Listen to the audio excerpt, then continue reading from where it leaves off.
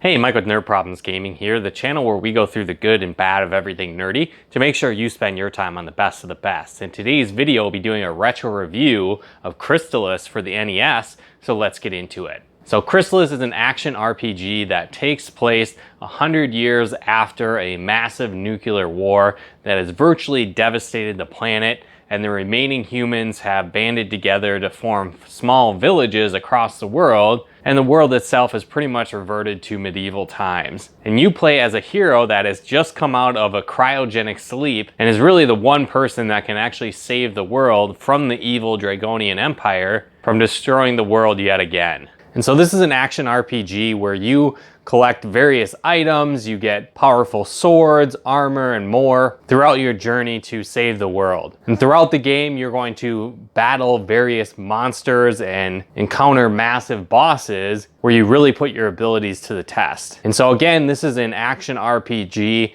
and so you'll wield various different swords throughout the game. And so there's a wind sword, a fire-based sword, a water sword, and then a thunder sword, and each one of these has their own unique abilities as well. Something that I really like about the game is that you can power up these different swords with special orbs as well as bracelets that unlock their full potential. And so you can charge your sword and unleash powerful projectile attacks depending on what level you have for each specific sword. On top of that, each sword kind of has an additional unique ability once you get it to level 2. And so for many of the swords, this will blow up walls that are blocking your path. But then the water sword, for example, on level 2 will actually freeze rivers and some water paths that you can't get across until you freeze them. On top of that, the third level is even more powerful, where with the wind sword, for example, you unleash mini tornadoes. The fire sword, you shoot out kind of a ring of fire. The water sword unleashes a blizzard. And then the thunder sword rains lightning down on your enemies. So it's really cool getting to power up and use these swords throughout the game. On top of that, you have a ton of different magical abilities that grant you special powers, from healing yourself, recovering from status ailments, creating magical barriers around yourself, and even flight and more as you progress throughout the game.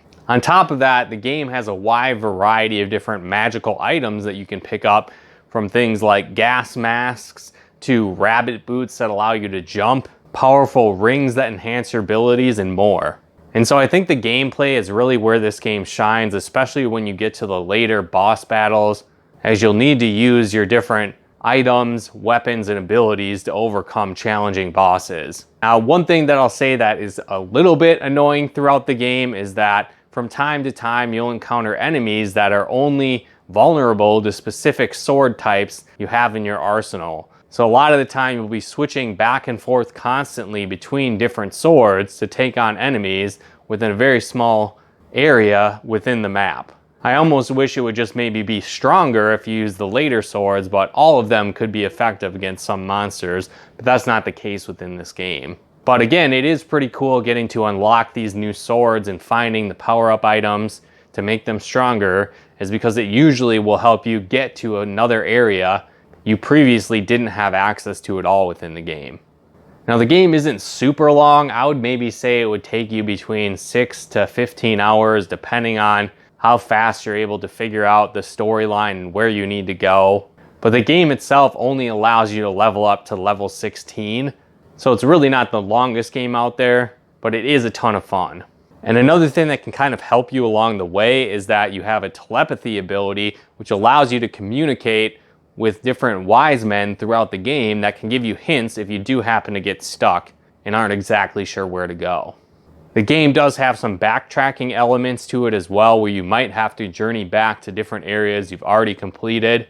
And there are even some different optional areas you can go to get more powerful items to prepare yourself for the final battle. I really like how the storyline kind of evolves as you play the game as well, where you're just kind of thrown into it when you wake up from this cryogenic sleep, and you'll go to the nearest village, and then something's going on, right, that you need to help the villagers with, and then slowly over time it'll just kind of lead you into the next area and unravel more of the story as you go. Also, when you get to the final area of the game, there's a pretty cool twist that I didn't really see coming when I was playing the game.